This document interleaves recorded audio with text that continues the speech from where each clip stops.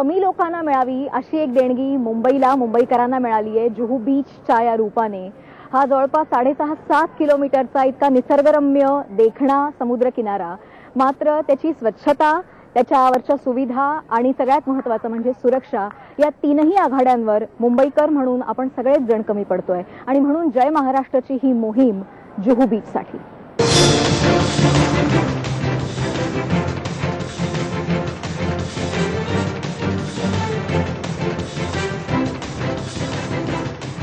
मुंबईचं सौंदर्य आता खरं तर गर्दीत हरवून गेलंय, पण तरीही अजूनही अशी काही ठिकाणं आहेत जी मुंबईच्या निसर्ग सौंदर्याचं दर्शन घडवतात। त्यातलीच एक आहे ती म्हणजे जुहू चौपाटी। त्यामुळेच अजूनही ही चौपाटी पर्यटकांचं आकर्षण आहे। पण गेल्या काही वर्षांपासून या चौपाटीलाही सरकारी उदासीनतेचं ग्रहण लागलंय। या चौपाटीवर अनेक समस्या आहेत ज्या गेली कित्येक वर्ष दुर्लक्षित आहेत। त्यातली सर्वात महत्त्वाची समस्या आहे कचऱ्याची। पण या समस्येकडे लक्ष द्यायला ना मनपाला वेळ आहे ना लोकप्रतिनिधींना। त्यामुळे सुंदर अशी जुहू चौपाटी अतिशय किळसवाणी बनली आहे। हा जो कॉन्ट्रॅक्ट दिलेला आहे महापालिकेने, ते जुहू बीचच्या परिसरापासून ते थोड्याशा सनसन हॉटेल इतक्या अंतरावपर्यंत येतात। बाकीचा त्यांचा जो परिसर आहे अर्धवट सोडून तसा तिथे घाणीचं साम्राज्य बलाढ्य झाल्यामुळे या ठिकाणी बरेचसे नागरिकांना त्याचा त्रास सहन भोगावा लागतो।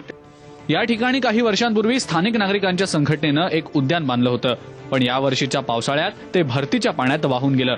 त्यामुळे आता या उद्यानाचे केवळ भग्नावशेष उरलेले आहेत। नागरिकांनी हे उद्यान दुरुस्त करण्याची तयारीही दाखवली आहे, मात्र महापालिका त्यासाठी संरक्षक भिंत बांधायला परवानगी देत नाहीये। तर दुसरीकडे याच परिसरातल्या खासगी हॉटेल आणि बंगल्यांना मात्र संरक्षक भिंती आहेत। मोहन अडतानी सर आले होते, त्यानंतर इथे एक संरक्षक भिंत बांधावी असा प्रस्ताव आहे आणि त्यांनी असं त्यांच्या इन्स्ट्रक्शन दिले होते की अधिकाऱ्यांना की रिव्ह्यू पिटिशन हायकोर्टामध्ये घेऊन विशेष परवानगी घेऊन याचं काम करावं। आता त्यांनी ती रिव्ह्यू पिटिशन दाखल केली आहे का नाही याची आम्हाला काही कल्पना नाहीये, पण आम्ही अपेक्षा करतो की ते केलं असावं त्यांनी। या समस्यांमुळे जुहू चौपाटी विद्रुप तर होतीच आहे, पण परदेशी पर्यटकांच्या नजरेतून सुद्धा ती उतरतीये। या चौपाटीचा काही भाग विमानतळ प्रशासनाकडे तर काही भाग मुंबई महानगरपालिकेकडे आहे। मात्र तरीही या चौपाटीकडे कोणाचंही लक्ष नाही, कारण त्यासाठी गरज आहे ती सहकार्याची आणि मनापासून प्रयत्न करण्याची। तरच हा मुंबईचा वारसा मुंबईची शान म्हणून मिरवू शकेल। अक्षय भाटकर, जय महाराष्ट्र, मुंबई। मैं देखता हूँ यहाँ 25 साल से चलता हूँ तो डिटीरिएट ही चला जाता है। और दूसरा के मैं देखता हूँ न्यूज़पेपर में, टेलीविजन में क्या करोड़ों रुपए का करप्शन होता है और इधर 1000 करोड़ गया, इधर तो 2-5-10 करोड़ की जरूरत है। बीएमसी वाले भी बजट देखता हूँ तो उधर 500 करोड़ है, 700 करोड़ है, तो वो लोग को वो आना चाहिए कि 5-7 करोड़ इधर बीच पर डाले।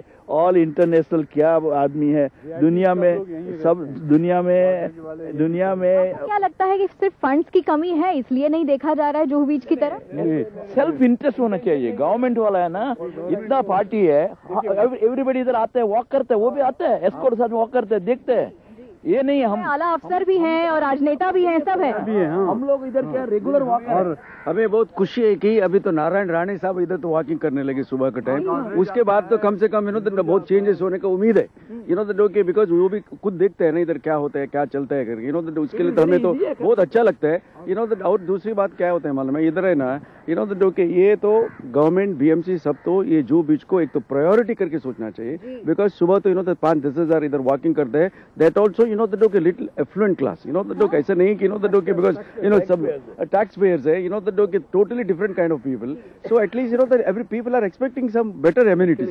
So amenities करना चाहिए। डॉक्टर, तुम्ही इथे गेली बरीच वर्ष फिरता आहात, काम करता आहात, ह्या सगळ्या लोकांसोबत तुम्ही आहात आणि आता तर हे म्हणतायत की नारायण राणे साहेब देखील आता फिरायला यायला त्यांनी सुरुवात केलेली आहे। मागे मी एक प्रस्ताव दिला होता की जसं रेल्वेचं स्पेशल बजेट असतं त्याप्रमाणे मुंबईचे जेवढे समुद्र किनारे आहेत त्यांच्यासाठी एक स्पेशल बजेट असलं पाहिजे, स्पेशल प्रावधान असलं पाहिजे, त्याच्याकडे लक्ष देणारी स्पेशल यंत्रणा असली पाहिजे, तरच त्याच्यावर फोकस होऊ शकतं आणि विशेष काम होऊ शकतं।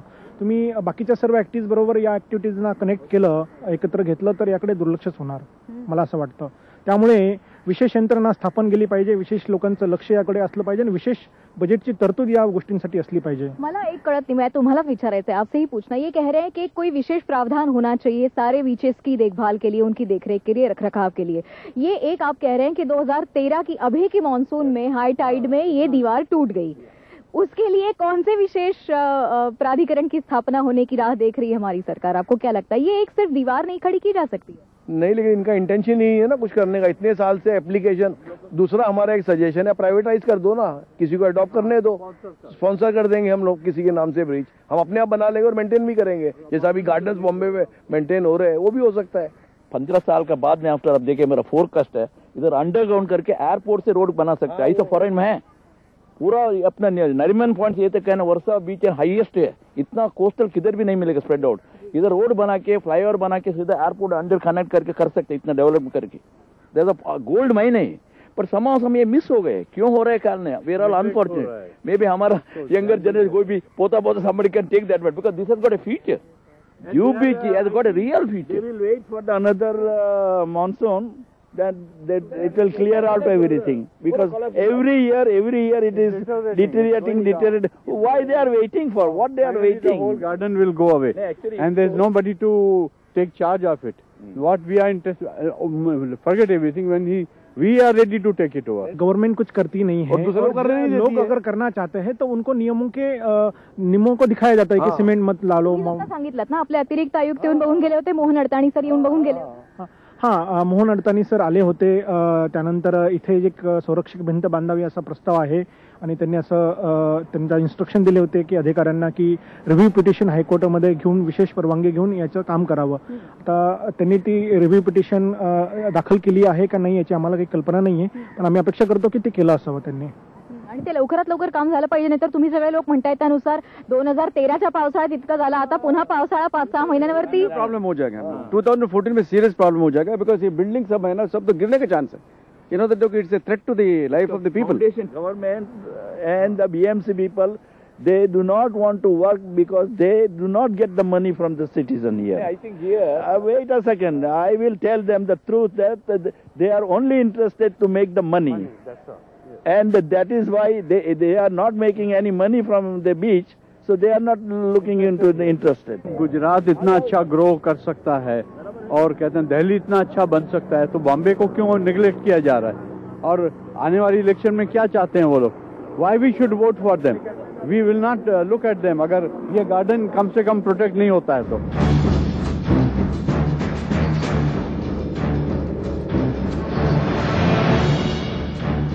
जुहू समुद्र किनाऱ्यावरती आपण सकाळी काही आता मॉर्निंग वॉकर्सशी बोललो आणि त्यांनी ज्या उद्यानाच्या संरक्षक भिंतीचा आपल्याला प्रश्न सांगितला, आता इथे काही मंडळी आहेत त्यांना आपल्याला प्रॉब्लेम सांगायचे आपले, पण ते खाली येऊ शकत नाहीयेत कारण इथे भिंतीचा इतका मोठा प्रश्न झालेला आहे तयार। It is a place where people can meditate, exercise, walk and just enrich themselves spiritually and physically. आप जब इस गार्डन की ये अवस्था देखते हैं, अब 2-3 बरसों से जब ये दीवार टूट गई है, how do you feel? Feel very bad. We have tried to get donations from people, but those donations are insufficient to do the job. It needs to have a wall, proper embankment. On the hotels, etc., it is all allowed, but here we are told it's not possible to do it. Other thing, the government is not allowing us to build, as Chadda Sahib has rightly told, ki cement, concrete is not allowed. But see, next door, the hotel is there. That is permitted because they are doing all sort of things, so this is permittable. But here it is not. See, Minister for Industry, Mr. Narayan Rana, is walking every day. We are approaching him also, and he has committed कि okay, he will get it done. ये देखकर बहुत दुख होता है। ये जो स्थिति हो जाती है बरसात में, वो देखकर अच्छा नहीं लगता। बाकी वैसे तो हम आते हैं और बहुत एंजॉय करते हैं। ये पार्क सच में हम सुबह शाम ऐसा लगता है, हम रात में सोते हैं तो सुबह उठते ही हमें यहाँ आने की लगती है कि हम फट से आएं, लेकिन बस ये देखकर ना बहुत बुरा लगता है। सध्या तर मुंबई महानगरपालिका, मुंबई अग्निशमन दल यांच्यातर्फे 12 जीवरक्षक आहे आणि रविवारी आणि शनिवारी त्यांचे FRDची टीम असते, NDRF आणि सिव्हिल डिफेन्स वगैरे टीम वगैरे असते। मोठ्या जुहूच्या समुद्र किनाऱ्यावरती दररोज हजारो लोक येतात किमान, आणि सुट्टीच्या दिवशी तर ही संख्या आणखी वाढते. आणि इथे गरीबातल्या गरीब मुंबईकरापासनं अगदी सगळ्यात श्रीमंत वर्गातले मुंबईकर देखील इथे नित्यनेमाने येत असतात. प्रत्येकाचं इथे एक छोटं छोटं विश्व असतं. कुणी खेळायला येत असतं, कुणी प्राणायामाला येत असतं, कुणी व्यायामासाठी येत असतं, कुणी फक्त मनोरंजनासाठी येत असतं, कुणी फोटोशूटसाठी इथे आलेले दिसतील. जय महाराष्ट्राच्या टीम सारखे कोणी फक्त पाहणीसाठी, सर्वेसाठी आणि जुहू बीचचं काहीतरी चांगलं व्हावं या उद्देशाने येणारी माणसं देखील इथे कमी नाही आहेत. मात्र ज्या सगळ्या यंत्रणांना मिळून एकत्रितरित्या प्रयत्न करायला पाहिजेत तसे प्रयत्न फारसे होताना दिसत नाही आहेत. एक सगळ्यात महत्त्वाचा मुद्दा जुहू बीचवरचा सुरक्षेचा आहे. महानगरपालिका आणि काही खासगी कंपन्यांमार्फत काही व्हॉलेंटियर्स, काही स्वयंसेवक इथे जीवरक्षकाचं काम करतात. मात्र त्यांच्याकडे म्हणावे तसे टेहळणी टॉवर्स नाही आहेत, किंवा जर एखादी आपत्कालीन घटना घडली तर त्यांना किती लवकर सूचना मिळणार, ती माणसं त्यांच्यापर्यंत किती त्वरेने पोहोचणार, आणि त्यांच्याकडे खरंच एखाद्या मनुष्याचा 3 मिनिटात बुडून मृत्यू होऊ शकतो, त्याचा जीव वाचवण्यासाठी उपकरणं किती आहेत, हे सगळं जाणून घेत आहेत आपले प्रतिनिधी अक्षय भाटकर. जुहू बीच हे मुंबईतलं अतिशय आवडतं पर्यटन स्थळ असल्यामुळे या ठिकाणी लाखोच्या संख्येने पर्यटक येतात.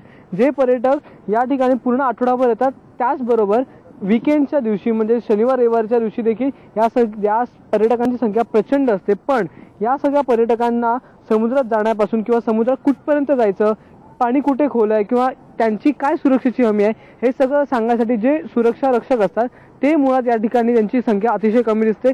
पर्यटक हे लाखोच्या संख्येने येतात, पण त्या पर्यटकांना वाचवायचे जे सुरक्षा रक्षक आहेत ते या ठिकाणी नाही आहेत. हे जे सुरक्षा रक्षक आहेत त्या सुरक्षा रक्षकांना म्हणजे लाईफ गार्ड्सना जी सामग्री पुरवायला पाहिजे मुंबई महानगरपालिकेने किंवा या ठिकाणच्या प्रशासनाने जी सामग्री पुरवायला पाहिजे ती अतिशय कमी आहे. मी इकडे माझ्या पाठी बघू शकता ही लाईफ गार्डचे जे लोकांना वाचवायसाठी जे यूज करतात ते लाईफ गार्डची ही साधनं आहेत. ही कशा प्रकारे मोडकळीला आलेली आहे, त्याच्यामुळे कशा प्रकारे ती धूळ खात पडलेली आहे ते तुम्ही बघू शकता. या ठिकाणी अजून एक चौकी देखील होती, त्यांचा वॉच टॉवर होतं, ते देखील या ठिकाणून गायब झालेलं आहे. त्याचबरोबर या लाईफ गार्डना म्हणजे या ठिकाणी जे लाईफ गार्ड त्यांना जेट स्की दिली होती आणि ही अशा प्रकारची एक बोट देखील दिली होती. ही 6 सीटर बोट आहे, ती देखील त्या बोटची देखील अवस्था काय आहे तुम्ही आता इकडे या ठिकाणी बघू शकता. आता आपल्याबरोबर या ठिकाणची सुरक्षा व्यवस्था सांभाळणारे मनोहर शेट्टी आहेत, जे स्वतः एक लाईफ गार्ड आहेत. मनोहरजी, तुम्ही आम्हाला सांगा या ठिकाणी किती जणांची फौज मुंबईच्या या महत्त्वाच्या पर्यटन स्थळी सुरक्षेची हमी देते? नाही, इकडे सध्या तर मुंबई महानगरपालिका, मुंबई अग्निशमन दल यांच्यातर्फे 12 जीवरक्षक आहेत आणि रविवारी आणि शनिवारी त्यांची FRDची टीम असते. NDRF आणि सिव्हिल डिफेन्स वगैरे टीम वगैरे असते. बँक हॉलिडे वगैरे झाला त्याच्यात असते जरूर. तुम्हाला तुमच्याकडे आता सध्या 12 जणांची टीम आहे. या 12 जणांपैकी तुम्ही किती कॉन्ट्रॅक्ट बेसिसवर आहात आणि किती तुम्ही परमनंट आहात? 3 परमनंट आहे, 9 कॉन्ट्रॅक्ट बेसिसवरती. तुम्हाला ज्या ज्या सुविधा पुरवायला पाहिजेत महानगरपालिकेने त्या कशा प्रकारे पुरवल्या जातात किंवा त्या पुरवल्या जातात की नाही? नाही, पुरवलं जातं नाही. त्याचं पाहिजे पूर्वी कसं आरोग्य खात्याअंतर्गत होतं जीवरक्षकांना, त्यावेळेस जीवरक्षक कमी होते. मुंबई अग्निशमन दलाकडे आल्यानंतर जीवरक्षकांची संख्या आता वाढवण्यात आल्या. पण या ठिकाणी मी तर बघतोय की या ठिकाणी जरा जेटस्की नाहीये किंवा जी तुमची काही साधन सामग्री असते त्या नाहीये. जेटस्कीचा आता प्रोसिजर चालू आहे, बहुतेक 1-2 महिन्यामध्ये येणार ते आता. पण हे खूप दिवसापासून आम्ही ऐकतोय. जेटस्की म्हणजे काय, आता तुम्हाला पावसाचा सीझन झाला, पावसाचा सीझन मध्ये जेटस्की पण तुम्हाला काय कामाला येत नाही. समुद्र एवढा खवळलेला असतं का त्याच्यामध्ये साधे मासेमारी लोकांना अलाउड नसते. तसंच म्हणजे जेटस्की पण काय कामाचं नाही त्या टायमाला. या ठिकाणी खूप जण मुलं मगापासून आम्ही बघतोय खूप मुलं या ठिकाणी फिरत आहेत. लहान लहान मुलं जे आहेत ती देखील आतमध्ये समुद्रामध्ये खोलपर्यंत जातात. पण एखादाही जो सुरक्षा रक्षक तो मगापासून आम्हाला दिसला नाही. तर तुम्ही ती काय स्ट्रॅटेजी असते, तुम्ही कशा प्रकारे वाचवता, काय करता? आमच्याकडे 5 ते 5.5 किलोमीटर समुद्र आमचा. आम्ही एके ठिकाणी थांबून आम्ही नाही चालू शकतो. पेट्रोलिंग वगैरे करत असतो, लोकांना आम्ही म्हणजे सांगत असतो जास्त पाण्यात आतमध्ये जाऊ नका, तुमच्या जीवाला धोका वगैरे आहेत करून असं. आणि असं मुंबई अग्निशमन दलाच्या सर्वकडे बोर्ड पण लावलेला आहे. माझ्याबरोबर आता इकडचे काही लाईफ गार्ड्स आहेत जे इकडे व्हॉलंटरी काम करतात, तरी देखील त्यांना साधन सामग्री मात्र महानगरपालिका ने पुरवायला हवी. आप कितने साल से यहाँ पे काम कर रहे हो? अभी सर पिछले मैं यहाँ 17 साल से हूँ सर. 17 साल में यहाँ काफ़ी लोगों को हमने बचाया है, काफ़ी लोगों को आँख के सामने हमने डूबते हुए भी देखा है. क्या होता है कभी कभी जो लोग अगर कुछ हद तक अगर डूब रहे हैं, हम लोग को दिख रहा है तो हम लोग जाके रेस्क्यू कर लेते हैं. अगर जो हद के पार है तो हम लोग जाते जाते वो गायब हो जाते हैं, पानी के अंदर चले जाते हैं. हाँ, लेकिन ये आपने अभी बताया कि बहुत बार ऐसी घटनाएं होती है, लेकिन कितने बार साल में डूबने की घटनाएं होती है, कितने बार आप बचाते हो? अभी सर ऐसा है कि आए दिन यहाँ पे तो संडे जैसा हॉलीडे रहता है तो संडे के दिन काफ़ी लोग आते हैं यहाँ पे, फैमिली आती है, स्कूल के बच्चे आते हैं, कुछ बच्चे ऐसे होते हैं जो कि घर में बोल के नहीं आते हैं। पर हम लोग के नज़र के सामने आए दिन हम लोग मतलब संडे हुआ, सैटरडे हुआ, ऐसा अभी छठ पूजा था ये जो आपको पता होगा, छठ पूजा के दिन भी सुबह सुबह हमने काफ़ी लोगों को डूबते हुए बचाया है। ये जुहू बीच करीब 7.5 किलोमीटर लंबा है। अगर पूरे बीच की बात करते हैं तो पूरे साल में 20 से 22 इंजरीज होती हैं, डेड बॉडीज मिलती हैं। और अगर घटनाएं देखी जाए तो 50 से ऊपर 70 से 75 घटनाएं होती हैं जिसमें हम लोगों को बचा लेते हैं, 50 से ज़्यादा लोगों को बचाते हैं, और 20 से 22 घटनाएं होती है जिसमें डेड बॉडीज मिलती है हमको। जब कोई इंसान डूब रहा है वहाँ पे, तब आपको कैसे पता चलता है और आप कहाँ पे बैठ के वो पता करते हो? हमारे कुछ लाइफ गार्ड्स हैं जो हम लोग तो चूंकि वॉलंटरी काम करते हैं तो हम लोगों के साइड बाय साइड, जैसे ये हमारे बंटी भाई हैं, ये अपना कैमरा का काम करते हैं, और भी हमारे दोस्त लोग जो बीच पे ही घूमते रहते हैं, उनका बिजनेस है बीच पे घूमते रहने का। तो अगर ऐसी कोई बात होती है तो हमको दूर से ही दिखाई पड़ जाता है, हम तुरंत वहाँ पर रेस्क्यू करते हैं। जैसे हमारे पास है सामान भी हमारे पास नहीं, हम ज़्यादा से ज़्यादा अपने आप से जितनी दूर हम तैर के जा सकते हैं या बचा सकते हैं उतनी दूर ही हम अपनी कोशिश कर सकते हैं। जो भी कोशिश हो सकती है, हमने बहुत लोगों को बचाया भी है। हर साल 12 से 15 लोगों को हम ये बीच पे ही बचाते हैं, हमारी ये टीम ही।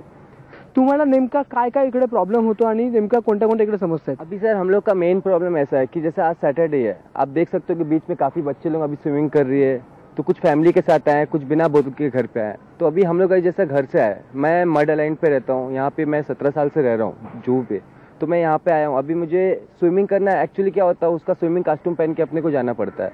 तो हमें यहाँ एक्चुअली यहाँ पे एक पोस्ट बॉक्स चाहिए जो कि फर्स्ट एड के हम लोग ट्रीटमेंट, जो अभी कोई इंजर्ड होता है तो उसको ट्रीटमेंट देना पड़ता है, फर्स्ट एड, जो कि उसकी हम लोग जान बचा सके।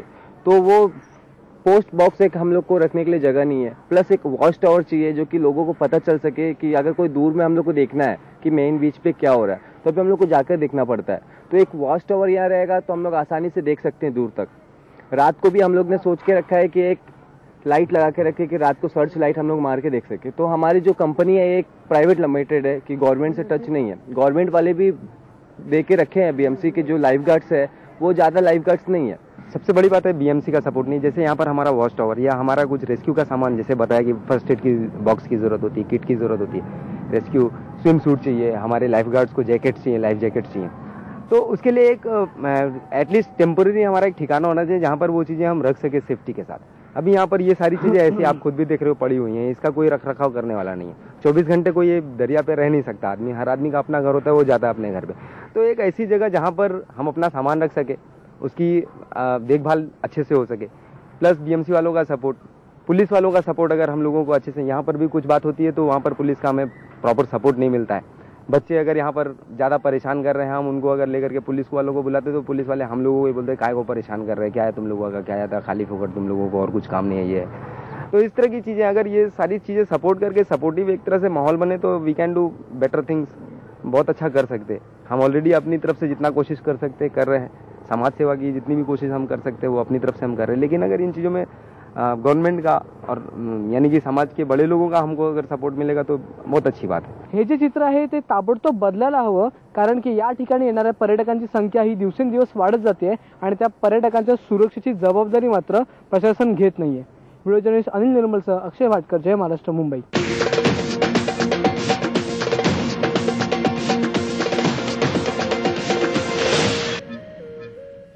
सुमारे 7 किलोमीटर लांबीच्या या जुहूच्या समुद्र किनाऱ्याचे वेगवेगळे टप्पे आखलेले आहेत, जसे जीवरक्षकांनी पण आखले त्यांची क्षेत्र।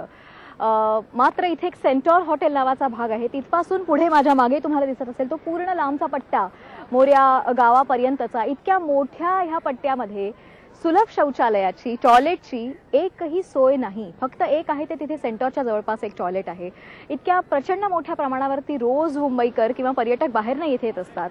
आपल्या प्रशासनाला अजून त्यांच्यासाठी एक चांगलं टॉयलेट उभारावं असं वाटलेलं नाहीये। जवळजवळ 6 ते 7 किलोमीटर पसरलेल्या जुहू चौपाटीवर अनेक समस्या आहेत, त्यातली एक महत्त्वाची समस्या म्हणजे इकडे नसलेले शौचालय। ही जी शौचालय आहे तुम्ही इकडे माझ्या पाठी बघू शकता, ही जी मुख्य चौपाटी आहे जुहू बीच ज्याला आपण बोलतो, त्या बीचवर फक्त हा एक हे शौचालय आहे। त्याच्यानंतर ते दुसरं शौचालय ते डायरेक्ट जाऊन रहेजा गार्डन्स जे ज्या ठिकाणी आहे त्या रहेजा पार्कच्या या त्या ठिकाणी एक शौचालय। त्यामुळे संपूर्ण चौपाटी जवळजवळ 2 ते 3 ठिकाणी ही शौचालय बांधण्यात आलेली आहे। त्याच्यामुळे या ठिकाणी जे सकाळी मॉर्निंग वॉकला लोक येतात, या ठिकाणी जे पर्यटक येतात ते सगळे पर्यटक आत्मे समुद्रामध्ये जाऊन भिजतात। त्याचप्रमाणे त्यांना जर कधी शौचालयाला जायचं असेल तर मात्र त्यांना जायला हे 2च शौचालय उपलब्ध आहेत, त्यामुळे यांची अतिशय मोठ्या प्रमाणामध्ये अडचण निर्माण त्यांना होते. जे काल बघितलं की उघड्यावर लोक इकडे शौचालयाला बसत आहेत, त्याचं हे मुख्य कारण आपण बोलू शकतो, कारण की इकडे मुळात शौचालयाची मोठ्या प्रमाणामध्ये कमी आहे. त्याच्यामुळेच ही जी इकडे स्थानिक लोक आहेत ती उघड्यावर शौचालयाला बसतात आणि इकडे जे पर्यटक येतात त्यांना इकडे शौचालयाला जायला काहीही मार्ग नाही आहे. व्हिडिओ जर्नलिस्ट अनिल निर्मलसह अक्षय वाटकर, जय महाराष्ट्र, मुंबई.